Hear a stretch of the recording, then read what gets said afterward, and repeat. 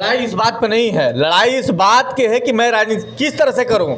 मैंने बार बार कह रहा हूं कि आप विकास के मुद्दे पर बात करवाइए, बिहार के सभी नेताओं मंत्रियों से बात करना चाहिए। मैं बार बार आरोप लग रहा है कि फॉरवर्ड समाज के लोग यहां शासन किए हैं, तो 25 वर्षों से लगातार आप सत्ता में बैठे हैं। 25 वर्षों में बहुत कुछ बदल सकता है यदि चाहिएगा तो। मैं अति पिछड़ों को क्यों नहीं ऊपर किए, मैं ये जानना चाहता हूँ। ये सच्चाई है कि 25 वर्ष से व्यवस्थाएं जो है सुदृढ़ हो जानी चाहिए। उसमें मैं माननीय नीतीश कुमार जो कि जी को कहूंगा, 15 वर्षों के शासनकाल के दौरान आज भी बेरोजगारी, भूखमरी, मुफलिसी, पलायन, शिक्षा, हर चीजों में विसंगतियां पैदा है। कहने का मतलब कि बिहार की सरकार को ही लीजिए, मैं बिहार की सरकार से भी पूछना चाहता हूं, विकास आपने किया है, इसमें जो आपने जो किया है उसको मैं काटूंगा नहीं। सच है कि माननीय नीतीश कुमार ने विकास किया, लेकिन साथ में आपने समरस समाज की कल्पना की है।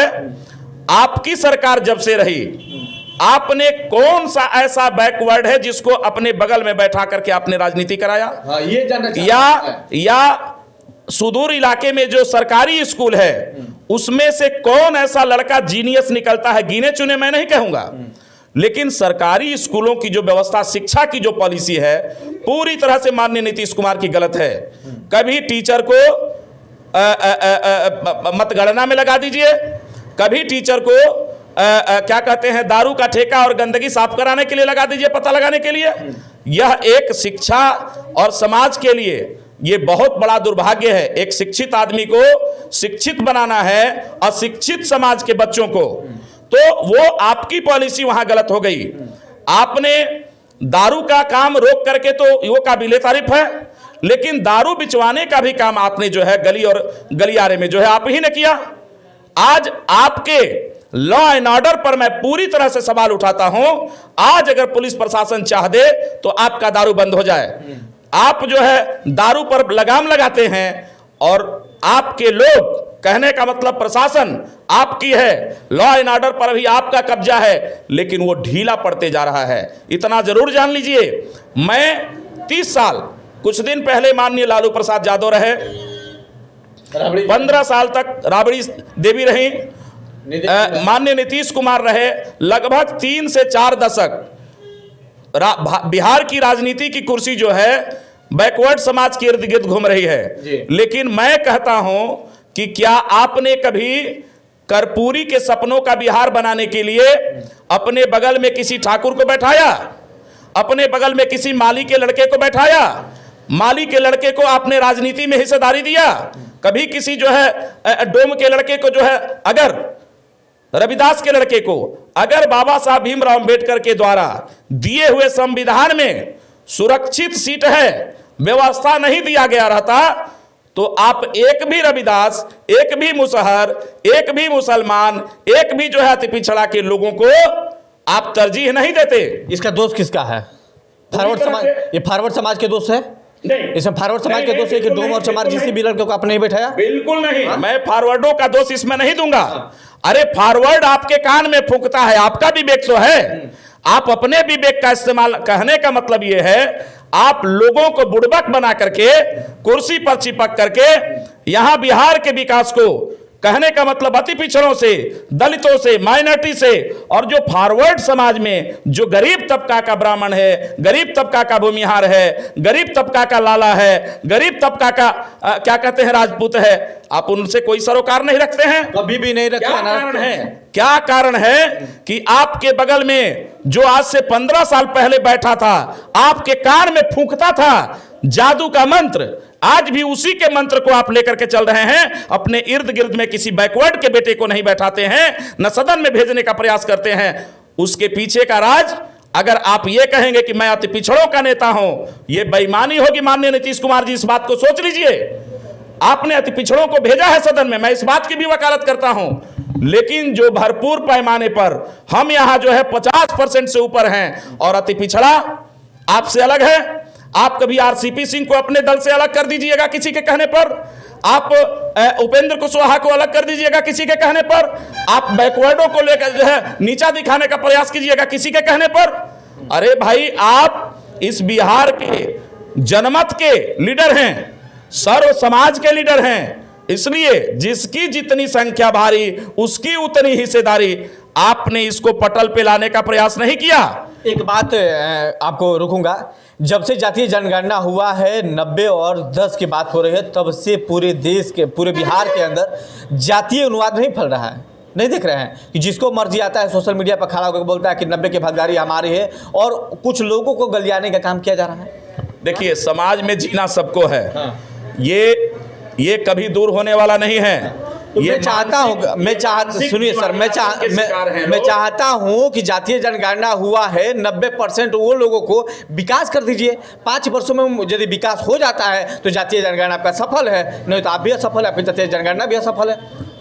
जातीय जनगणना विकास के लिए जातीय जनगणना कराया है, बिल्कुल, कि जात दिखाने के लिए कराया है। आप बैकवर्ड फॉरवर्ड कराने के लिए जातीय जनगणना कराया है कि विकास करने के लिए जातीय जनगणना किया है? देखिए, जातीय जनगणना का उद्देश्य, जातीय जनगणना होना चाहिए पत्रकार साहब, मैं भी उसके पक्ष में हूं। हाँ। अब रही बात, हाँ। इस भारतवर्ष में संग्राम के बाद सबको जिन लोगों ने अपने क्या कहते हैं संग्राम में भाग लिया, हिस्सेदारी ली, ये भारतवर्ष सबका है, बिहार सबका है, सबकी भागीदारी होनी चाहिए।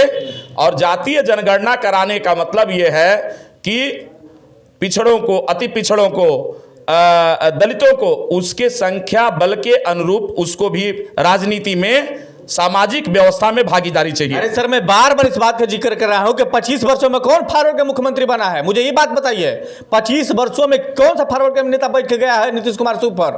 लालू जी रहे, राबड़ी जी रहे, जीतन राम मांझी रहे, नीतीश कुमार रहे, बाकी तो 25 वर्षों से लगातार सत्ता में है। तो उसमें फॉरवर्ड के कहा से दोषी मान लीजिए, जातीय जनगणना करा रहे, ये करा रहा है, विकास के मुद्दे पर कभी चर्चा नहीं होती है, बिहार के लोग नहीं करना चाहते हैं। देखिए, मैं इसी बात के लिए कह रहा हूं कि इसमें और इस पॉलिसी में माननीय नीतीश कुमार दोषी हैं। सोशल मीडिया का जमाना आया जब से, लोग जब से शिक्षित बनने लगे पूरे भारतवर्ष में, अपने अधिकार के प्रति जो है सचेत हो गए, और बाबा साहब ने आर्टिकल 19 में जो स्वच्छंद अधिकार के तहत जीने का जो हक दिया, अब जनता, आम आदमी, जनमानस में ये संदेश है शिक्षा को बढ़ने के बाद। सोशल मीडिया के जमाने में अब ये जान लीजिए कि कुछ भी अछूता नहीं रहेगा। एक चीज मैं बता दूं पत्रकार साहब आपको, कि सबसे पहले ये सच्चाई भी है कि दलितों को, अति पिछड़ों को, माइनॉरिटीज को, अकलियतों को अगर किसी ने बरगलाने का काम किया तो बिहार में वर्तमान में जो चल रही सरकार है वही है। उसका दूसरा, 15 वर्षों से कुर्सी पकड़ने के बाद आप किस समाज से आते हैं? अरे भाई, मैं अति पिछड़ा हूं। पिछड़ा है। आपको कितना भागीदारी मिला? बिल्कुल ही नहीं है। तो आपके साथ शोषण नहीं हुआ? हम माली समाज के हैं, हम सैनी समाज के हैं, और बिहार के 75 सालों के बाद आज भी माननीय नीतीश कुमार किसी माली के बेटे को, अगर एक भी माली के बेटे को अगर सदन में भेजने का प्रयास किया हो तो मैं माननीय नीतीश कुमार के पॉलिसी की सराहना करूंगा और उनका चरण वंदना करूंगा। तो ये कौन शोषण किया, नीतीश कुमार या फॉरवर्ड? बिल्कुल, ये कुर्सी पर बैठ करके अति पिछड़े को बरगलाने का काम, माइनॉरिटीज को बरगलाने का काम, दलितों को बरगलाने का काम इन लोगों ने किया। अगर नहीं किया रहता तो अपने अलायंस में कभी मायावती को भी लेते, कभी क्या कहते हैं पृथ्वी कुमार माली को भी लेते, कभी राजभर को भी लेते, लेकिन इन लोगों ने अपने कुर्सी के इर्द गिर्द और सदन में भेजने का काम कभी नहीं किया। क्योंकि अगर किया रहता तो माननीय कर्पूरी के सपनों का जो बिहार बनना था वो बिल्कुल ही बन जाता। लेकिन सबसे पहले लूटने का काम इन लोगों ने किया। मंचों से क्या बोलते थे, अरे गरीब लोगों, क्या कहते हैं, इस बिहार में जीने वाले लोगों, सबको हमने जो है अधिकार देने की बात की। अरे मंच पर जो है बैठ खड़ा होकर के भाषणबाजी करते हैं और जमीन पर कुछ भी देने का प्रयास नहीं करते हैं। जग चुकी है बिहार की जनता। आप एक चीज जान लीजिए, मैं आने वाले समय में 2024 और 25 की बात करता हूं। आपने सर्व समाज की बात नहीं की, आपने चेता नहीं, अगर राजनैतिक भागीदारी नहीं दी, सदन में सबको भेजने का अधिकार नहीं दिया, आने वाले समय में जो आपका सपना है माननीय नीतीश कुमार को कभी पूरा नहीं होने जा रहा है। ये दावे के साथ मैं कह रहा हूं, क्योंकि आपके कान में बैठ करके आपके बगल में फोड़ रहा है जो आपको गर्त तक वही ले जाएगा। और आज तक आपकी राजनीतिक जो रसूख आपका था, डाउन उसी ने किया। चाहे वो, मैं राजद का नाम नहीं लूंगा, मैं किसी पार्टी का नाम नहीं लूंगा, लेकिन इतना जरूर कहूंगा कि आप लोगों के इर्द गिर्द 30 सालों से आपके कुर्सी के इर्द गिर्द कौन बैठता है, आपको कौन जेल भेजा, आपको फंसाने का काम किसने किया। कोई अति पिछड़ा आपको नहीं फंसा सकता, वो समझता है कि आप हमारे भाई हैं। कोई दलित आपको नहीं फंसा सकता, वो समझता है कि आप हमारे भाई हैं। कोई अल्पसंख्यक आपको नहीं फंसा सकता, वो समझता है कि आप मेरे भाई हैं। लेकिन आपको अगर जेल भिजवाने का किसी ने काम किया, आप अच्छी तरह से जानते हैं। कम से कम मैं किसी की वकालत नहीं करता हूं, कहूंगा ये कि समाज में विसंगतियां जो है उसको खत्म करने का काम लॉ एंड ऑर्डर और सरकार की होती है। आपने देखा अभी छपरा में जो कांड हुआ है, ये वानगी लिखी जाएगी, भी एक इतिहास लिखा जाएगा। वहां कुछ राजपूतों ने जाकर किसी का घर जला दिया, मार दिया। कुछ जादवों ने जो है किसी का मर्डर करा दिया। शुरुआत किसने किया? अरे भाई, मैं वही कह रहा हूं कि आपके लॉ एंड ऑर्डर पर सवालिया निशान उठता है और समाज पूरी तरह से आग में जल रहा है। सबसे पहले अपने लॉ एंड ऑर्डर को मजबूत कीजिए, लोगों की सुरक्षा की गारंटी दीजिए, लोगों की शिक्षा की गारंटी दीजिए, लोगों को उन्माद से हटाने का प्रयास कीजिए। ये लड़ाई, ये रामायण और महाभारत इससे नहीं होगा। अरे दुनिया जानती है कि कोई भी देश का चलना जब तक संविधान नहीं रहेगा तब तक जो है नहीं चलेगा, और भारत भी संविधान पे चलता है। उन बाबा साहब भीमराव अंबेडकर ने भारत के संविधान में ऐसी ऐसी आर्टिकल दिया है, टोटल व्यवस्था दी है, आप उसके तहत उस पर अमल करके और भारत के संविधान को और भारत की व्यवस्था को सुदृढ़ करके अपनी पॉलिसी को ठीक करके चलाने का प्रयास कीजिए।